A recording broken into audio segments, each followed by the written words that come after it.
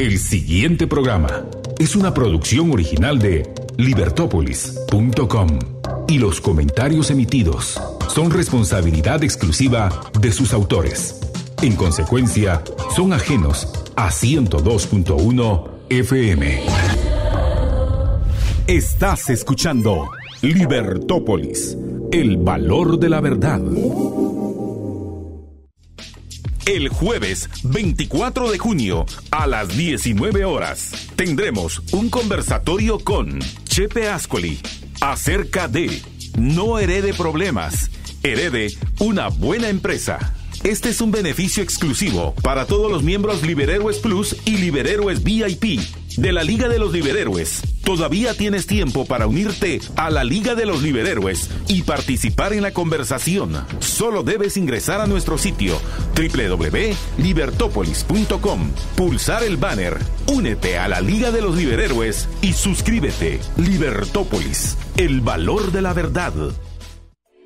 Nuevo San Martín Market. Disfruta de nuestros nuevos productos congelados listos para preparar en casa. Pupusas, lasañas, kit de tacos, pizzas y más. Pídelos al 2215-1515 o por www.sanmartinbakery.com. Deliciosas cajetosas me las como en la mañana. Gran día. Por la tarde unos twister y de postre unos flautines. Gran día. Cada día es un gran día y lo disfruto sin medida. Son las nuevas galletas Gran Día. Me las disfruto de noche y de día. Cajetosas en la mañana, twister en la tarde. Waffles para el postre y flautines. Pruébalas cuando quieras, pruébalas todas. Gran Día. Progreso presenta la primera edición del Premio Regional de Periodismo en Sostenibilidad. El tema de enfoque de los participantes deberá ser desarrollo sostenible, equilibrio entre la conservación del medio ambiente y el desarrollo social y económico, y prácticas sociales de empresas y fundaciones que realizan acciones para el desarrollo de comunidades sostenibles. Puedes presentar también tus trabajos periodísticos enfocados en el tema que hayan tenido difusión en medios de comunicación, audiovisuales, impresos o digitales en los países de Guatemala, Honduras, El Salvador y Panamá. Participa entrando a nuestra fanpage. Búscanos como Progreso en Facebook, donde puedes descargar las bases. Los participantes tienen hasta el 25 de junio de 2021 para postularse. Podrán enviar su material al correo electrónico comunicación@progreso.com. Para más información, comunícate al 5003-5727. ¡Qué tráfico! Me voy a relajar con la radio. En Guatemala hay más de 3.3 millones de vehículos. Regularmente todos traen radio. La radio es música, entretenimiento y noticias para aliviar ese tránsito que vives a diario. La radio es poderosa y no cuesta mucho. Millones de oyentes a todas horas. El medio ideal para vender a nivel nacional. Para más información, contáctanos al WhatsApp 4017-3291. 4017-3291. Libertópolis, el valor de la verdad. Libertópolis presenta a Nicolás Birsi en Libertópolis, el valor de la verdad. Buenas tardes a todos, les saluda Nicolás Birsi del Centro de Estudios Económicos Sociales CES en esta hora de Libertópolis por la tarde, donde siempre respetamos el valor de la verdad. Siempre nos pueden seguir en 102.1 FM, nos pueden escuchar también en Facebook Live, YouTube, Periscope y Twitch. Siempre busquen Libertópolis. Hoy hablamos sobre varios temas, entre ellos lo que pasa en Colombia y Perú, y las guerras culturales y la polarización política como estrategia de la izquierda a nivel mundial. Para hablar de estos temas, tenemos como invitado especial a Daniel Reisbeck, profesor en la Escuela de Posgrado de la Universidad Francisco Marroquín y Senior Fellow en la Fundación Reason. Daniel, bienvenido a este segmento de Libertópolis por la tarde. Creo que es la primera vez que nos acompañas en este programa que conduzco en representación del CES. Así es, Nick. Muchas gracias por la invitación. Buenas tardes. Sí, buenas tardes. Mira cómo parece que el señor Castillo ganó en Perú. Eso parece, sí. Y todavía se tiene que determinar, bueno, ¿habría algún chance de que no sea así los resultados? Bueno, yo no soy experto en la ley electoral peruana, pero lo que veo desde afuera es que no veo mucho chance y hasta de pronto es un error ya a estas alturas tratar de revertir presentar la elección como ilegítima, es decir, lo que no se hizo a tiempo. Es decir, en mi opinión, el error de lo que podríamos llamar la derecha peruana fue terminar con Keiko Fujimori de candidata, porque es una persona, y no solo ella, sino toda su familia, genera un rechazo muy grande, no solo por pues la manera como se desarrolló y terminó el gobierno de su padre Alberto Fujimori, sino también pues los casos de corrupción que ha habido dentro de su propio partido en los últimos años, inclusive que la misma Keiko Fujimori pues ha estado investigada y pues, estuvo un tiempo en la cárcel. Entonces a mí me parece muy que no era la complicado. mejor candidata para... Claro, y la ventaja digamos, la ventaja de Castillo, es decir, es completamente nefasto su programa de gobierno. Yo cuando lo leí, pues quedé anonadado. Es abiertamente marxista-leninista, elogian a Fidel Castro, a Lenin, hablan de la nacionalización de las industrias. Es terrible, es terrible. Pero la ventaja que tiene Castillo es que era completamente desconocido. Muy poca gente lo conocía porque era un líder sindical del sindicato de maestros.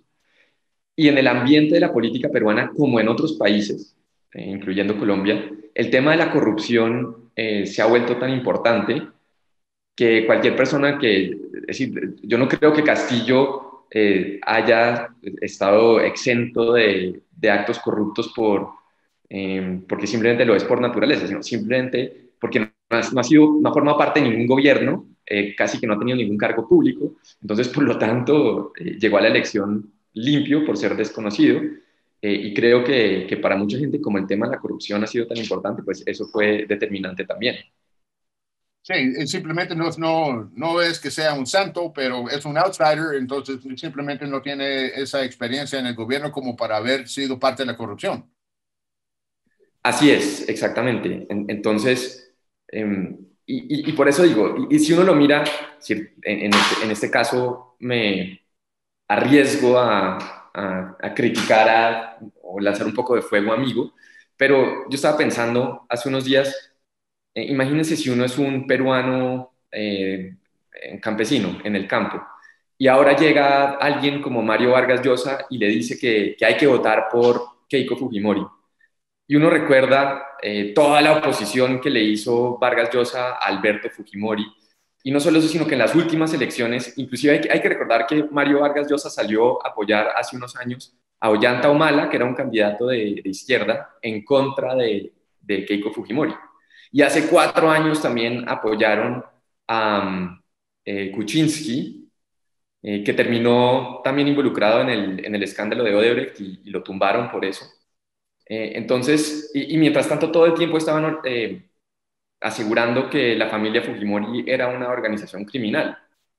Y entonces de repente ahora dicen, no, ahora sí hay que votar por Keiko Fujimori, se dan el abrazo con ella y salen en eventos con ella. Entonces me parece que ahí hay bastante disonancia y que sobre todo si uno no sigue el día a día de la política como no lo hace la mayoría de la gente, pues puede terminar siendo una posición bastante inconsistente.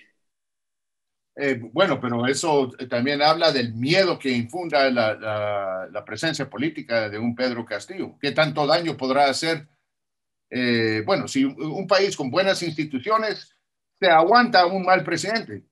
Lo que pasa es que en Latinoamérica... No estoy de acuerdo, no, de ninguna manera estoy justificando. Yo sé. Pero lo que estoy diciendo es que desde el punto de vista de un votante, que alguien como Mario Vargas Llosa le haya dicho por tanto tiempo que los Fujimori básicamente es lo peor que hay en la política peruana y que hay que evitar a toda costa un gobierno de Fujimori, un nuevo gobierno de Fujimori, y de repente ahora le dicen, no, bueno, sí, ahora Fujimori está bien y ahora se comprometió con la democracia. Me parece que es un mensaje completamente inconsistente y que, bueno, tampoco produjo resultados al parecer. Sí, bueno, ojalá tenga la institucionalidad Perú para aguantarse un mal presidente. El problema en la región es que los presidentes una vez en el poder, tratan de cambiar las reglas para seguir en el poder. No, por supuesto, ese es el problema con esta gente como Castillo en Perú y bueno, Chávez y Maduro en Venezuela y Ortega en Nicaragua. Todos los demás que ellos ganan una vez bajo el sistema electoral, bajo las reglas existentes, y una vez suben al poder cambian todas las reglas para quedarse en el poder y para que nadie los pueda sacar. Y el peligro de Castillo es que ya anunció que va a acabar la Constitución y que va a crear una nueva, aparte, digamos, de toda la parte desastrosa económica. Entonces, yo sí creo que Perú, pues, digamos, si fuera peruano, no sería tan optimista, desafortunadamente. Pero ¿qué tanto poder, qué mandato electoral tendrá para hacer esos cambios transformacionales, para decirlo así, cambios tan drásticos, si gana, no gana por medio punto porcentual? Pero yo creo que a ellos no les importa mucho el aspecto de la legitimidad o del mandato que pueda tener. Yo pienso que se trata de unos absolutos radicales que pues saben muy bien lo que quieren y pues las instituciones definitivamente no las respetan. Entonces, bueno, no sé, pero no me sorprendería si pese al resultado tan ajustado, pues es que yo sí les creo. Es que, digamos, a ver, obviamente no le creo a Castillo cuando sale a decir que no es comunista.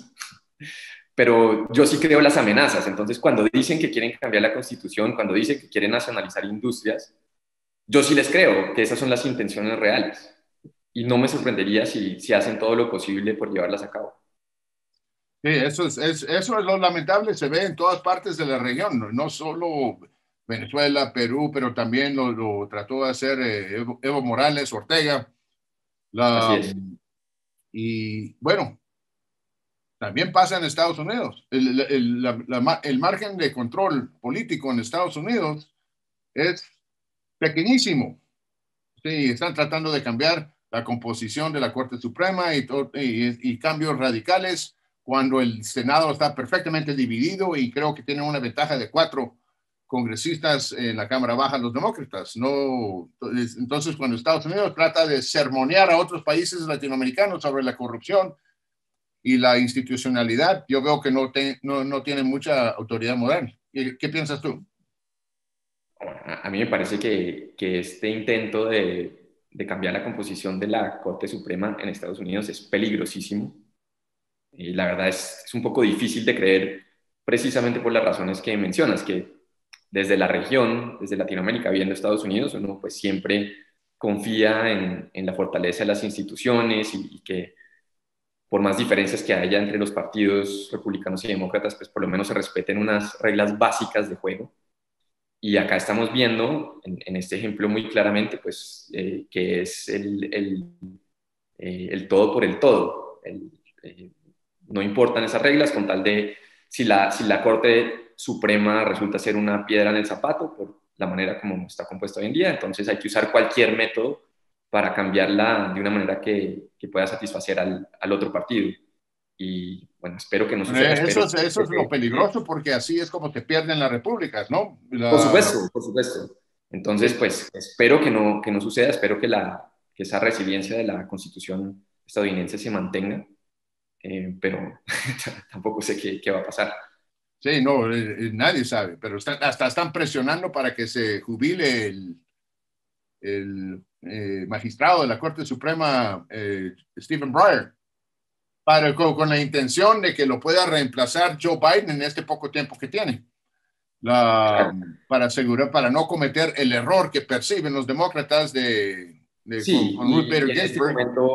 Digamos, ese momento tal vez es el más peligroso porque los demócratas sienten que pueden perder la Cámara de Representantes el año entrante. Sí.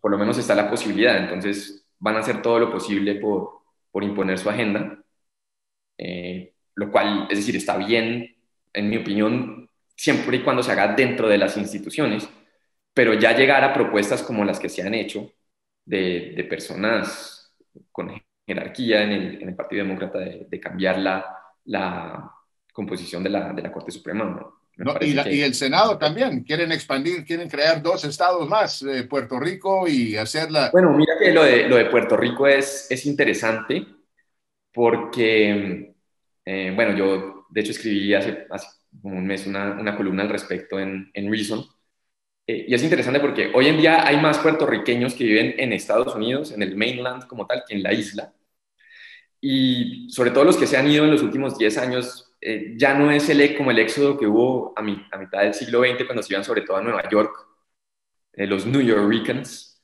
sino que se han ido a estados sobre todo como Florida y Texas.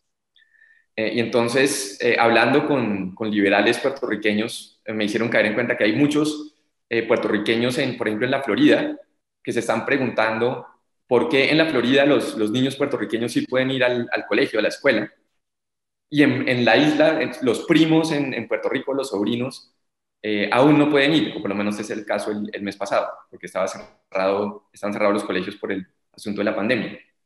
Y también estos puertorriqueños se están dando cuenta que un estado como la Florida o como Texas funcionan bastante bien.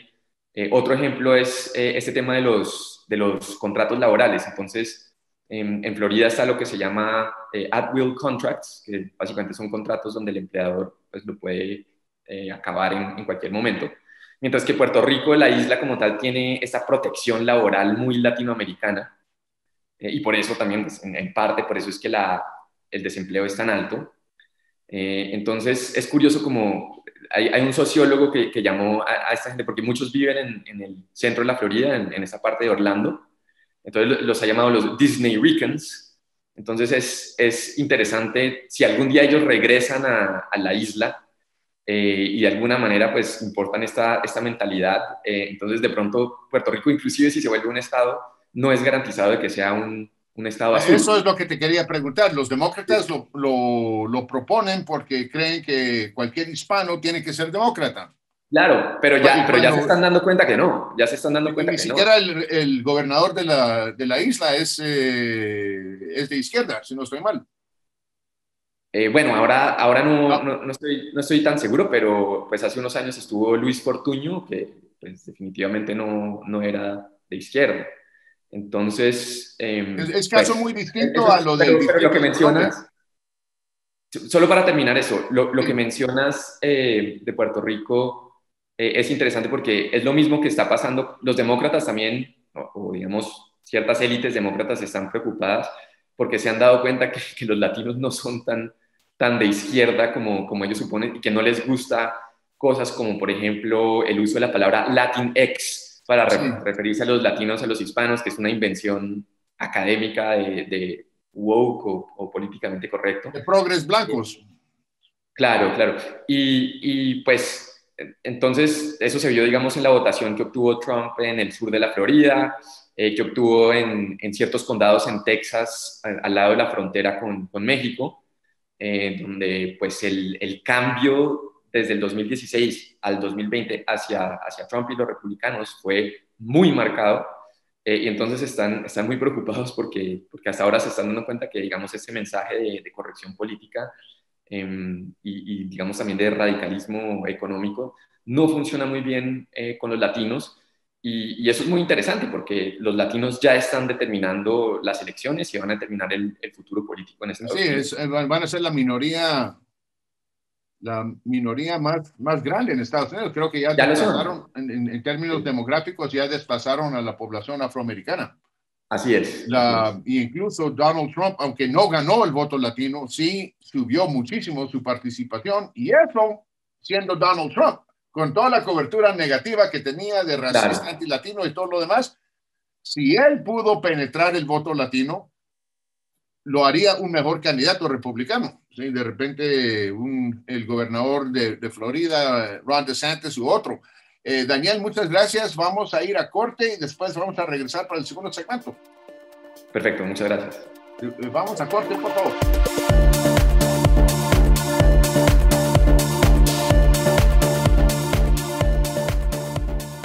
Estás escuchando Libertópolis, el valor de la verdad. Noticia de último momento. Mijo, ¿ya escuchó la noticia en el radio? Ahorita lo escucho en mi celular, mamá. Según el último censo, 3.275.931 hogares fueron censados y la radio está presente en ellos, ya sea por un radio receptor, una conexión a internet en computadora, tablet o aplicación en el celular. La radio es poderosa y no cuesta mucho. Millones de oyentes a todas horas. El medio ideal para vender a nivel nacional. Para más información, contáctanos al WhatsApp 4017-3291. 4017-3291. Libertópolis, el valor de la verdad. Ahora que todo cambió, Samboro te ofrece pisos higiénicos y de fácil mantenimiento para que protejas tu salud, altamente resistentes y de larga durabilidad. Ven y conoce la variedad de diseños apropiados para distintos ambientes y decoraciones. Samboro, pisos, azulejos y fachaletas 100% hechos en Guatemala. Apoya a la producción nacional. Samboro. Colas de más de 2 kilómetros en puntos clave de la ciudad.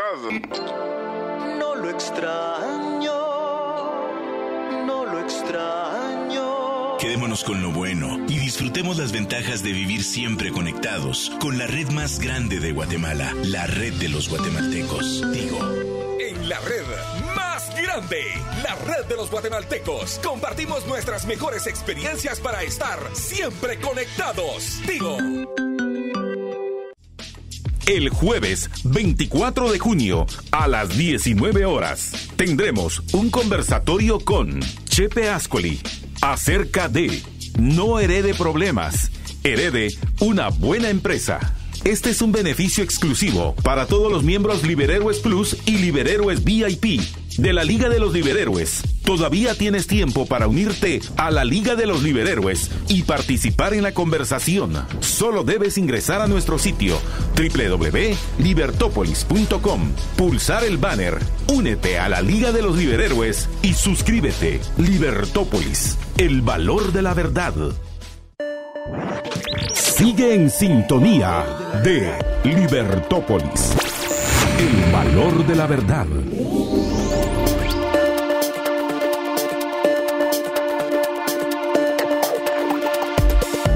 Buenas tardes a todos, estamos de regreso en Libertópolis por la tarde. Les saluda Nicolás Virsi del Centro de Estudios Económicos Sociales. Siempre nos pueden seguir en 102.1 FM, nos pueden escuchar también en Facebook Live, YouTube, Periscope y Twitch. Siempre busquen Libertópolis. Seguimos hablando con Daniel Reisbeck sobre los temas políticos que impactan a la región latinoamericana. Estábamos hablando en el primer segmento, Daniel, del voto latino en Estados Unidos, ¿sí? Los cambios institucionales que están tratando de hacer, el gobierno de Joe Biden, que tiene un margen de control político muy, muy estrecho. El Senado está perfectamente dividido. En la Cámara Baja solo tienen ventaja de 5 congresistas, e incluso estábamos hablando de cómo quieren hacer cambios a la Corte Suprema, cambios al Senado mismo, expandiendo el número de estados de Estados Unidos para asegurar que hay más senadores demócratas. Y en función de eso era que estamos hablando de la posibilidad de que Puerto Rico se vuelva Estado. Yo siempre también he cuestionado esa premisa de que si Puerto Rico es Estado, automáticamente van a ser 2 senadores demócratas desde Puerto Rico. Yo no lo veo tan así. Ahora, el Distrito de Colombia, fijo, pero el Distrito de Colombia es un área de 10 millas por 10 millas. ¿Sí? Pero a donde voy con todo esto es que en Estados Unidos mismo se ve que un partido político está tratando de hacer cambios fundamentales al pacto social con una ventaja política muy estrecha. El país está completamente dividido y están intentando hacer cosas que necesitan el respaldo abrumador de una gran mayoría de la población para hacer el 80%, digamos, para cambiar el pacto social. Y lo están haciendo con el 50%. Entonces, yo ahí sí no veo que Estados Unidos tiene mucha autoridad moral para dar lecciones sobre el fortalecimiento institucional en Latinoamérica. Regresemos a este punto. ¿Qué piensas tú? No, de acuerdo con lo que estás diciendo. Solo un punto que quisiera hacer acerca del asunto de Washington, D.C., el Distrito de Columbia, y que se convierta en un estado.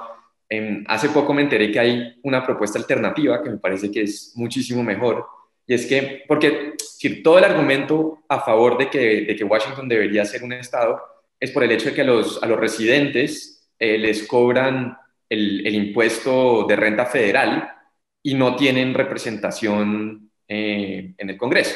Digamos, no tienen la misma representación de lo que fuera un estado. Entonces, en vez de decir, no, creemos 2 senadores para semejante territorio tan pequeño como tú dices, la mejor opción sería más bien eliminen el impuesto federal a la renta para los residentes de Washington, D.C. Y eso no solamente soluciona ese problema de que no hay impuestos sin representación, sino que traería una cantidad de inversión a la ciudad. Sí, pero ahí estaríamos. Imagínate la gente que está en Washington, D.C. Es la gente que vota para clavar altos impuestos al resto del país y ellos estarían exentos. Pero otro tema, otra solución es que D.C. puede regresar a los estados, no me recuerdo, creo que era Delaware y otros estados, cedieron terreno para crear el distrito. La idea básica era que el centro de gobierno no podía depender de un estado en particular. Entonces, lo que pueden hacer es, y esa fue la razón, entonces el Distrito de Columbia no pertenece a ningún estado, pero siempre puede regresar a formar parte de los estados que cedieron su terreno, ¿no? Su territorio para crear el distrito, y ahí se acaba el problema de la falta de representación política. También no conocía esa teoría, pero también. Aunque me gusta más la de quitar el impuesto de renta. Sí, bueno, es el impuesto es que la gente cree que el impuesto sobre la renta siempre existió. Estados Unidos los primeros 100 años no tenía impuesto sobre la renta. Esa es cosa que se creó a principios del siglo XX. Antes de eso, se interpretaba que un impuesto sobre la renta era expropiación de propiedad privada. Así lo es. ¿Cómo? Y lo es.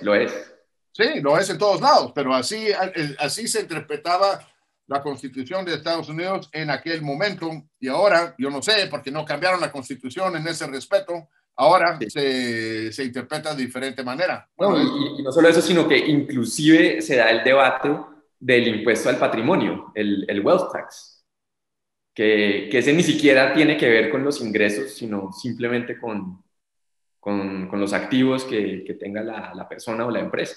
Y otra vez doble tributación, porque cuando la riqueza e ingresos son 2 cosas distintas, pero la riqueza viene del ingreso. Exacto. Entonces, te cobran impuestos cuando es ingreso, y de ahí lo vas acumulando, y después, si has acumulado una cierta cantidad, te van a gravar impuestos sobre eso también. No, y en el impuesto al patrimonio lo cobran inclusive si no hay ganancia, porque simplemente por el tener patrimonio. Entonces es una cosa loca, y a mí me parece más loco aún que se haya discutido de manera seria en Estados Unidos, sobre todo durante las últimas elecciones. Bueno, y yo creo que va a pasar, porque eventualmente, porque el gobierno ya no puede imprimir más dinero. Mira lo que está pasando con la inflación. Sí. Y están proponiendo gastos enormes, y eso lo hacen republicanos y demócratas. Claro. El gasto público ha expandido, y los planes que ahorita del gobierno de Biden, incluso todos los países del G7, es expandir el gasto público a niveles enormes. Van a necesitar más impuestos, porque sabemos que a los gobiernos les gusta subir el gasto público, pero no les gusta recortarlo. Entonces, para seguir con ese gasto, van a tener que subir los impuestos. No sé cómo lo ves. No, es decir, es que no hay de otra forma, pero por lo menos mi esperanza es que en algún momento, pues ya la crisis de gasto público, de inflación, va a ser evidente, y tendrá que haber una reacción en contra, y tendrá que surgir alguien que haga algo al respecto. Sí, yo lo veo terrible porque Estados Unidos que ya está teniendo niveles de inflación que preocupan y sabemos que se mide mal. Yo acabo de regresar de Estados Unidos y los precios están altísimos. Se está frenando la construcción de nuevas residencias por el costo de la madera. Es increíble. Entonces, ¿qué? Los logros de Joe Biden en los 120 días que tienen el poder son bueno, pero para ser justos, la mayor parte de esta impresión de dinero se dio el año pasado, ¿no? Sí. Pero también vienen las expectativas inflacionarias. En vista de las propuestas de gasto público, del presupuesto que se tiene ahorita. Eso es una locura. Eso es una locura, claro. No, claro. Biden está exacerbando el problema, no hay duda. Pero la gran impresión de dinero, si no estoy mal, la cifra es que la Reserva Federal expandió su balance en un 26% en el 2020, lo cual es casi que inconcebible. Y pues, por supuesto, estamos viendo las consecuencias. Hasta ahora estamos en el inicio de las consecuencias. Sí, no, esto va a seguir. Lo que me refería, porque claro, la inflación es siempre un fenómeno monetario, y eso tiene que ver con la Reserva Federal. Pero si a la impresión de dinero, para llamarlo así, le sumas el gasto público, gastos deficitarios, todo apunta a mayor inflación a futuro. Es realmente preocupante. Y ahora se mantiene el desempleo alto. Dicen que hay labor shortage, hay escasez de trabajadores en Estados Unidos, y es porque están prefiriendo quedarse en asistencia social que contratar empleo. Pues es una cuestión de incentivos, ¿no? Si a la gente le pagan por no trabajar, por no hacer nada, pues es obvio que mucha gente va a escoger esa opción. Sí, el beneficio marginal de regresar al trabajo es poquísimo si le pagan a uno por quedarse en casa. Regresando al tema de la política de los latinos en Estados Unidos, ¿por qué crees tú, o tienes alguna tesis de por qué han perdido los demócratas terreno con los latinos? Por ejemplo, en cualquier elección saben que pueden contar con 95% del voto afroamericano. ¿Sí? Pero incluso Trump ganó el 20% del voto del hombre afroamericano, el 14% del voto negro, que para un republicano es enorme. El promedio es que los republicanos ganan por ahí del 6%, el 7-8%, sin mucho, del voto afroamericano, y Trump lo superó por 6 puntos porcentuales. También ganó terreno con latinos, y ahí es donde me quiero enfocar. ¿Por qué crees que los latinos no son tan leales? Porque sí, a los demócratas ya les está empezando a preocupar, ¿no? Sí. Bueno, lo primero que yo diría es que no hay tal cosa como los latinos, porque a los analistas les gusta hablar de latinos y el voto hispano como si fuera un bloque homogéneo, y no lo es. Entonces, para dar el ejemplo de los puertorriqueños, que claramente son latinos, pero los puertorriqueños en Orlando, Florida o en Texas, por ejemplo, para ellos el tema de la inmigración es casi que irrelevante, porque ellos nacen como ciudadanos americanos, como ciudadanos estadounidenses. Entonces, a ellos ni les va ni les viene cuáles son las políticas migratorias, pues porque no es un problema de ellos. Mientras que, no sé, centroamericanos o mexicanos de primera generación, segunda generación en los estados del suroccidente, pues para ellos obviamente los temas migratorios hay un caso interesante ahí. Ahorita en McAllen, Texas, acaba de ganar el candidato para alcalde. Es una ciudad en la mera frontera, McAllen, Texas, y ganó el republicano en una ciudad que es 85% latino. Sí, y eso mismo todos se los vio latinos en la están elección, en contra del control fronterizo. en la elección presidencial del 2020 también sucedió ese fenómeno en muchos condados de la frontera. Había unos que creo que nunca habían votado mayoritariamente a favor del republicano, o la última vez fue hace 100 años o algo así.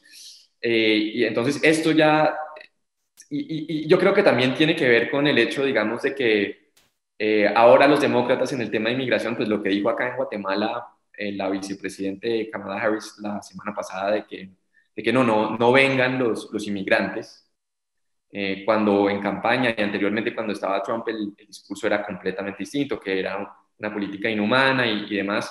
Entonces yo creo que medidas, digamos, no anti-inmigrante, pero por lo menos de seguridad en la frontera, ayudaron mucho a esas comunidades y pues se ganó el apoyo político por eso. Y también hay otras cosas como, los votantes no son tontos, no son estúpidos, también se dan cuenta que la política de Biden y del Partido Demócrata en general, sobre todo con esta obsesión con el cambio climático y de acabar el uso de pues, la explotación de petróleo sobre todo. Y bueno, mucha gente en estas comunidades depende de la industria petrolera y tienen empleos muy buenos que les pagan muy bien dentro de esta industria. Entonces, si ellos ven a un candidato, a un presidente como Biden, que se está yendo completamente en contra de la minería y de la industria petrolera, pues obviamente van a preferir la alternativa. Pero como digo, eso es muy relativo y muy local, porque a otros votantes hispanos en otros estados, pues el tema del petróleo y la minería tampoco es tan importante. Entonces, por eso yo diría que hay que tener mucho cuidado cuando uno habla de los hispanos, hay que mirar realmente los casos específicos. En el caso de la Florida, en el sur de la Florida, pues obviamente la cantidad de cubanos y venezolanos y colombianos, de hecho los colombianos son la segunda nacionalidad más grande en términos de población en el sur de la Florida después de los cubanos. Y son muchos que llegaron en los 90 con los problemas de la guerrilla al inicio de los 2000. Entonces, pues es gente que el cuento del socialismo y ese discurso, por ejemplo, de Alexandria Ocasio-Cortez y algunos otros congresistas demócratas a favor de un socialismo democrático, pues no les gusta y no vende. No, bueno, gracias. Yo estoy de acuerdo con lo que acabas de decir, que no es un bloque homogéneo los latinos en sí, pero ese sí es un pensamiento del partido. ¿Sí? El Partido Demócrata, la izquierda, no solo en Estados Unidos, ya tiene esa política de identidad racial o pertenencia étnica y quieren dividir por bloques. Algo que quieren dividir la población por bloques demográficos, bloques raciales, y tus derechos ya no están definidos en función de tu persona y tu dignidad humana, sino por tu pertenencia a cierto grupo. Yo creo que eso es peligrosísimo para una república. ¿Cómo lo ves tú? No, sin duda, de acuerdo con lo que acabas de decir, porque es el intento de básicamente negar la individualidad de cada persona. Entonces, no es el individuo o su carácter o sus logros, sino es a qué bloque pertenece. Y eso es lo más importante, y todo está determinado según relaciones de poder. Entonces, los opresores y los oprimidos. Y es una manera muy maniquea de ver el mundo, muy peligrosa también. Y sí me parece, desafortunadamente, es la visión que domina casi que por completo la academia estadounidense, y que ya, como han notado varios autores, obviamente salen las universidades, empieza a infiltrar el mundo empresarial, grandes compañías.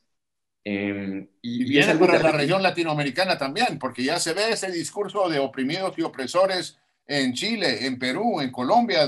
Bueno, lo curioso es que ese discurso siempre ha estado en América Latina, no es tan nuevo, pero sí está llegando con un ímpetu nuevo. Y bueno, me adelanto un poco porque yo sé que quieres hablar de Colombia más adelante, pero lo que sí te puedo decir, algo que me ha impactado de la violencia en Colombia en las últimas semanas, ha sido, a ver, si uno regresa al ataque contra el Capitolio del 6 de enero,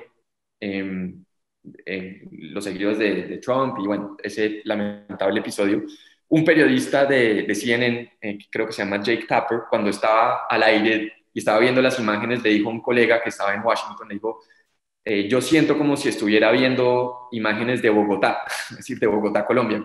Porque, y tomó Colombia como referencia a la violencia política. A la violencia, sí. Y digamos el asalto contra el Parlamento, el Congreso. Y lo curioso de de las protestas en Colombia, en Bogotá, durante las últimas semanas, es que para mí son muy parecidas a las protestas del año pasado en Washington, D.C. Porque en Colombia... De eso vamos a hablar en el tercer segmento. Solo vamos a corte y cuando regresamos, quiero tocar ese tema de la violencia política, la polarización y también que, bueno, lo que Estados Unidos señala en otros países está pasando en Estados Unidos. Bueno, gracias, Daniel. Vamos a ir a corte y después regresamos para el tercer segmento.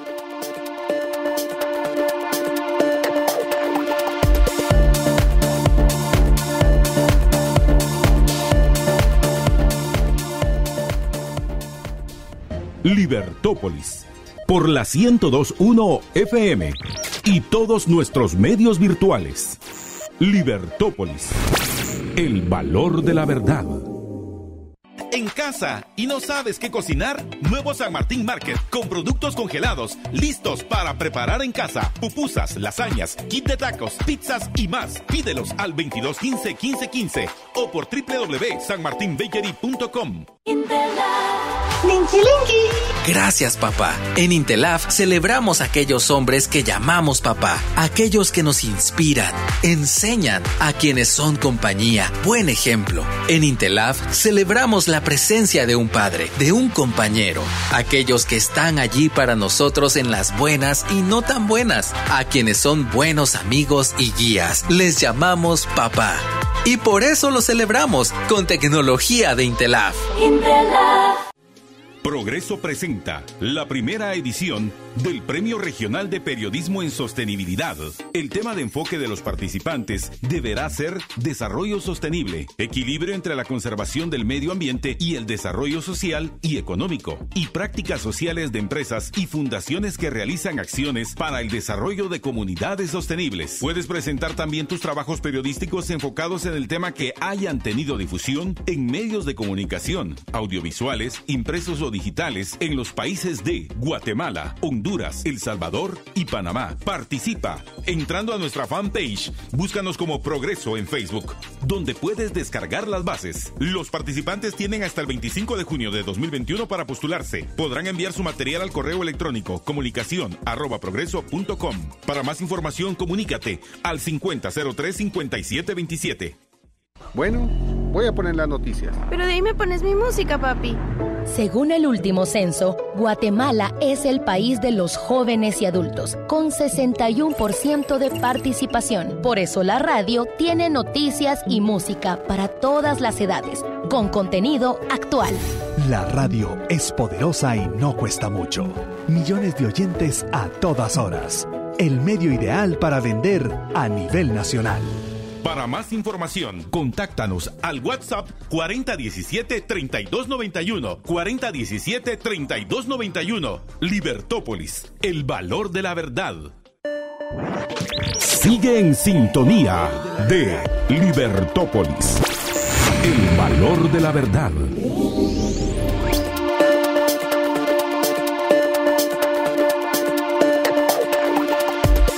Buenas tardes a todos, estamos de regreso en Libertópolis por la tarde. Les saluda Nicolás Virsi del Centro de Estudios Económicos Sociales. Siempre nos pueden seguir en 102.1 FM, nos pueden escuchar también en Facebook Live, YouTube, Periscope y Twitch. Siempre busquen Libertópolis. Seguimos hablando con Daniel Reisbeck sobre la política en Latinoamérica, en Estados Unidos, las últimas tendencias. Daniel, estábamos hablando de la violencia en Colombia, pero también la violencia política en Estados Unidos.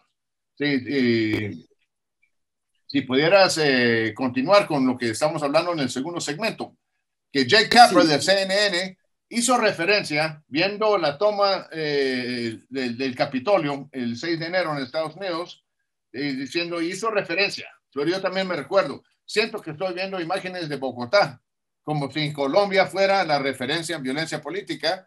Y tú, siendo de allá, de Colombia, pensaste que lo que pasa en Colombia es réplica, parece a lo que pasaba en Estados Unidos en 2020. Continúa con eso, por favor. Bueno, claro, la razón por la cual pienso eso es porque si Colombia sí tiene una larga tradición de violencia política y de protestas violentas, Sin embargo, dichas protestas generalmente no involucraban, por ejemplo, el hecho de derrocar estatuas. Pero ahora, estos grupos radicales violentos, tomando el ejemplo de los grupos que tumbaron estatuas durante todo el verano pasado en Washington y en otras ciudades, que inclusive llegaron a amenazar y a querer destruir el monumento de Thomas Jefferson, entre otros. Entonces, en Bogotá y en Colombia han estado haciendo lo mismo. Entonces, un grupo de indígenas del suroccidente del país empezaron esta ronda de protestas tumbando la estatua de Sebastián de Belalcázar en Cali, que fue el conquistador que se tomó esa zona de Colombia. Y luego fueron a Bogotá y en la plazoleta de la Universidad del Rosario, donde yo trabajé varios años, en el centro colonial, tumbaron la estatua de Gonzalo Jiménez de Quesada, que fue el conquistador del área central de Colombia, entre otras cosas, aliado con tribus indígenas en contra de otras. Y hace unos días también tumbaron la estatua sobre la avenida 26 de Isabel la Católica y Cristóbal Colón. Entonces, ¿y cuál es el fin? ¿Cuál es el propósito de botar todas estas estatuas? Es para deshacerse con un cierto legado cultural, ¿no? Por supuesto. A mí lo que me parece curioso es que estos muy vociferantes antiimperialistas utilizan como método de protesta algo directamente importado desde Estados Unidos, ¿no? Entonces, no deja de ser curioso por eso para mí, y por eso digo que ahora no es que las protestas en Washington me acuerden a las protestas en Bogotá, sino que las protestas en Bogotá me acuerdan de las protestas en Washington. Sí, es bueno, pero ¿hasta dónde llegará esta cultura de cancelación? Porque tendrían que cambiar el mismo nombre del país de Colombia. Así es, eso es lo absurdo, ¿no? Entonces, si cancelamos a Colón, entonces ya no nos podemos llamar Colombia. Y bueno, a mí la verdad me gustaba más el nombre de la Nueva Granada, que era el nombre de la colonia española, el virreinato, cuya sede era Santa Fe de Bogotá. Me gusta tanto más Santa Fe como la Nueva Granada, pero dudo que esta gente quiera regresar a esos nombres también por ser hispanos. Sí, pero es que, bueno, ahí es donde cae otra vez, porque las contradicciones de ese discurso, porque, bueno, si se opone a la conquista porque era imperialismo, al mismo tiempo celebran los imperios precolombinos. Sí, el imperio Inca, el imperio Azteca, el imperio Maya. Eran imperios, tenían esclavitud y todo lo demás. ¿Cómo ves esa contradicción? Porque es pura manipulación histórica y es puro sentimentalismo barato. No hay ninguna seriedad ahí. Porque si entonces si vamos lo suficientemente atrás, hace unos años creo que AMLO en México dijo que iba a demandar a España por los daños causados durante la conquista de México. Entonces, si es así, entonces España tendría que demandar a Italia por la conquista romana de España, de la península ibérica. De hecho, si leen a Edward Gibbon, el declive y la caída del Imperio Romano, él tiene un párrafo muy, muy interesante, en mi opinión, que compara lo que es Perú en el siglo XVIII para el Imperio Español con lo que era España para el Imperio Romano, porque los romanos también explotaron la minería, oro y plata en la península ibérica, que era muy rica.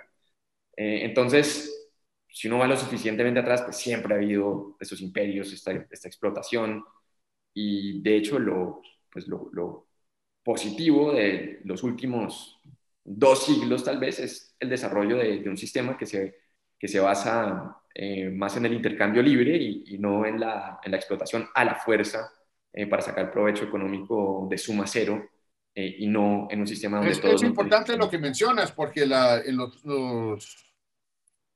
últimos 200 años, la era liberal, con el comienzo del liberalismo en el mundo occidental, es donde vienen todos estos valores que consideramos universales, de no discriminación, por cualquier razón, un nivel de vida progresivamente mejor, etcétera. Todo eso ha pasado en los últimos 200 años. La reducción de la pobreza ha sido tremenda gracias a la apertura del mercado. ¿Y eso por qué no se aprecia lo suficiente, crees tú?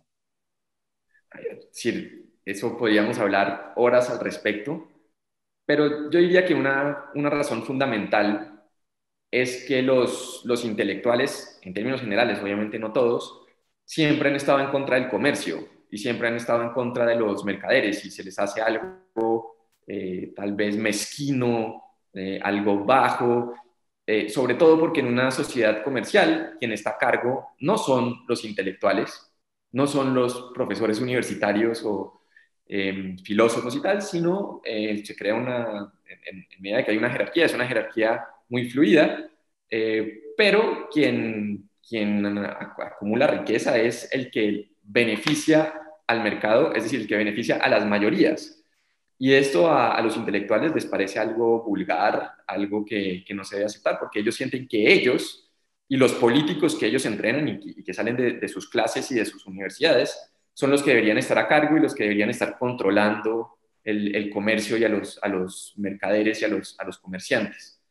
Y eso pues siempre ha sido así, y lo que no les gusta del sistema de los últimos 200, 250 años es precisamente que hay tanto libre comercio, que la gente del común tiene tanta libertad para escoger sus cosas, escoger qué compra, cómo subes la calidad de su propia vida, cómo progresa a través de su propio trabajo, y esto simplemente pues no les gusta, y ellos quieren una sociedad mucho más jerárquica, dominada de arriba hacia abajo. Me parece increíble que tanto, bueno, en los países como Chile, que tiene los mejores indicadores en cualquier materia de Latinoamérica, la gente empieza a rechazar el mismo modelo que produjo esos resultados, y también en Estados Unidos y en Europa, no digamos. ¿Sí? Claro. Ya las nuevas generaciones están coqueteando con el socialismo cuando fue el capitalismo, para decirlo así, que les trajo el nivel de vida que tienen. Bueno, en el caso de Chile, también he oído bastantes comentarios, por ejemplo, de personas como Axel Kaiser, que por supuesto conoce la situación muy bien, y él dice que parte del problema es esta nueva generación de políticos, básicamente del Partido Comunista, o con simpatías muy hacia la izquierda extrema, y que fueron muchos de ellos educados en Estados Unidos y en Europa, en las universidades. Entonces, ese es un ejemplo concreto del daño que está causando este dominio radical de la academia en el mundo desarrollado. Sí, y esas ideas también se exportan. Sí, esas ideas también se exportan, también las prácticas políticas. Este discurso woke, progresista, radical, yo creo que sí va a agarrar fuerza. Bueno, yo creo que las protestas violentas ya agarraron fuerza en Chile. Colombia siempre ha tenido violencia política, pero ahora, me dices tú, o me corriges, pero yo sí veo que se está importando elementos del discurso narrativo de la izquierda en Estados Unidos. Sí, por supuesto, y de hecho en cualquier país latinoamericano, incluyendo Chile, pero también Colombia, es aún más nocivo, porque en Estados Unidos por lo menos aún tienen las instituciones fuertes que de cierta manera resisten este avance de estas ideas tan radicales y tan nocivas, mientras que en un país con instituciones más débiles, pues esas ideas van a ser mucho más demoledoras y mucho más destructoras. Entonces, de cierta manera es hasta peor, porque estos académicos en Estados Unidos y en Europa, de cierta manera le están causando más daño a los países del mundo subdesarrollado o en vía de desarrollo que a sus propios países y a su propia civilización en el mundo más rico. ¿Y cómo ves tú el futuro de Occidente con todo esto? El Occidente, el liberalismo en Occidente. Yo a veces me deprimo pensando en cómo se han arraigado las ideas socialistas entre los jóvenes. No solo en Guatemala, los jóvenes en Europa, en Estados Unidos. Sí. Ya vamos a pasar más de una generación con estas ideas. Sí, a ver, yo soy un poco optimista en el sentido de que, ¿qué es ser joven? Pues ser joven casi que por definición es ser rebelde, ir en contra de lo que dicen por ejemplo, los profesores. Entonces, hoy en día ser rebelde en una universidad, obviamente no la querida Universidad Francisco Marroquín, pero en la mayoría de las universidades de Latinoamérica y de Estados Unidos y de Europa, ser rebelde no es tener la camiseta del Che Guevara, no es querer socialismo, no es querer redistribuir la riqueza que ellos no han creado. Al contrario, hoy en día ser rebelde en las universidades es ser más bien conservador o liberal o libertario o querer generar riqueza. Entonces, si de alguna manera personas como nosotros podemos aprovechar eso y fomentar eso, creo que sería positivo. Por otro lado, también algo positivo es que creo que las universidades, como han estado diseñadas, pues se están volviendo obsoletas, porque también la gente en Estados Unidos, inclusive gente de la izquierda, se está dando cuenta pues, de que básicamente las universidades se volvieron una estafa, porque una universidad de artes liberales o ciencias sociales puede costar, no sé, $70,000, $80,000 al año para un estudiante, y es puro... lo único que hacen los profesores es adoctrinar a los estudiantes y no están saliendo con ninguna capacidad que aprecie el mercado laboral. Y yo creo que pues están surgiendo alternativas como, no sé, Coursera, cursos que puedes tomar en línea, aprender cosas muy útiles como programación, por ejemplo, o cualquier otra cosa. Haces referencia a esta burbuja universitaria en Estados Unidos, porque mucho está alimentado por préstamos del gobierno para que la gente pague estos altísimos costos para tener la universidad, para ser adoctrinados y después no tienen algo que el mercado quiere. Exacto, pero eso es inviable en el largo plazo porque la gente también se da cuenta. Entonces, lo que pasa es que todavía estamos en un mundo donde a la gente le dicen tiene que estudiar en una universidad 4 años para tener empleo, para ser una persona decente en la sociedad. Y yo creo que mucha gente se está dando cuenta que ese no es el caso, que no hay que ir... Bueno, obviamente que si uno quiere ser ingeniero, construir un puente o ser un médico, doctor, pues por supuesto que es irreemplazable. Pero en muchas otras áreas, pues digamos que el estudio de las humanidades y, de cierta manera, en mi opinión, lo mejor de las humanidades ya no está en las universidades, está seguramente en Internet. Y hay... académicos, eruditos independientes que están haciendo sus cursos o poniendo sus videos en YouTube y es más factible y más productivo. Depende también la carrera que uno estudia porque, bueno, artes liberales es una cosa, ¿sí? Y antes se estudiaban los clásicos y se estudiaba lógica, filosofía, que sí te da competencias, pero hoy creo que han dejado de lado eso del critical thinking, el razonamiento crítico y lo demás, y tener casos de...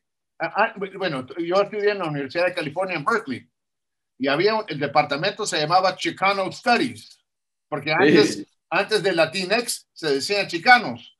Sí, y entonces tenés a patojos latinos que entran a estudiar cómo ser latino y poco más. Sí, y saca el 75 en su examen de español. Sí, ¿para qué los está preparando la universidad?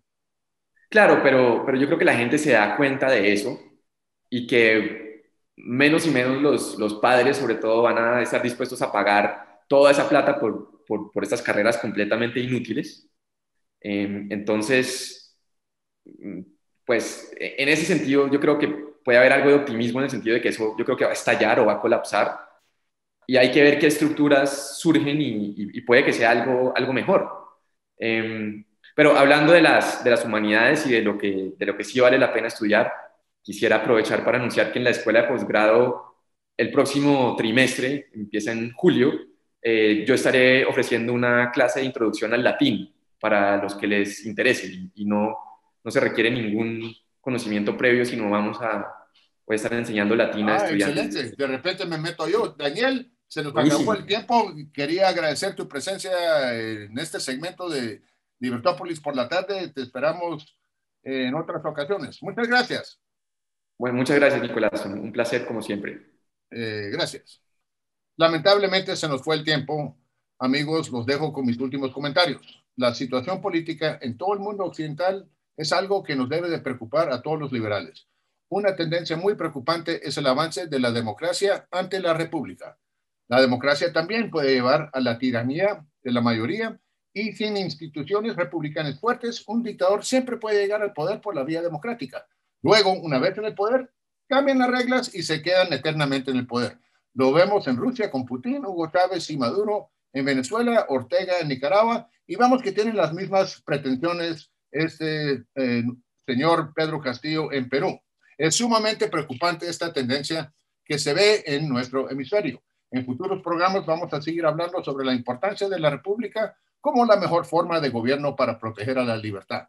Muchas gracias y feliz tarde a todos. Los invitamos a seguir sintonizando a Libertópolis en 102.1 FM. Nos pueden escuchar también en Facebook Live, YouTube, Periscope y Twitch. Siempre busquen Libertópolis, donde se habla con el valor de la verdad.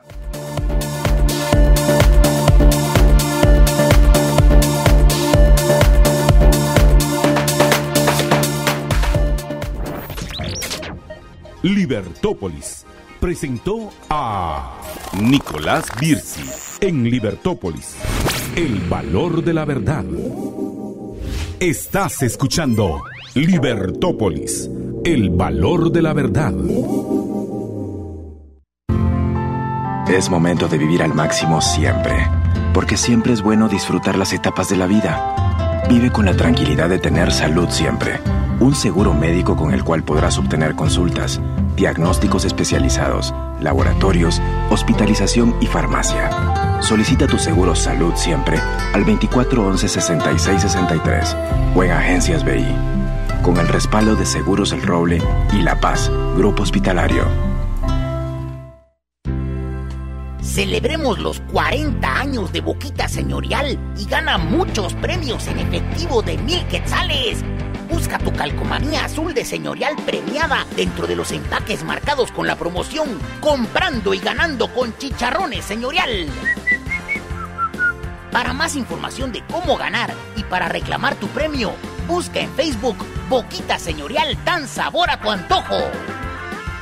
Dando sabor a tu antojo.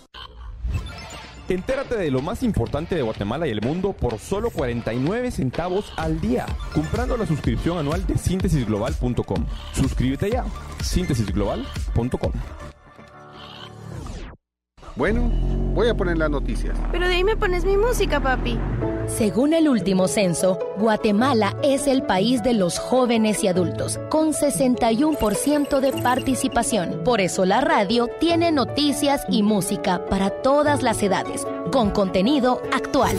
La radio es poderosa y no cuesta mucho. Millones de oyentes a todas horas. El medio ideal para vender a nivel nacional. Para más información, contáctanos al WhatsApp 4017-3291, 4017-3291. Libertópolis, el valor de la verdad.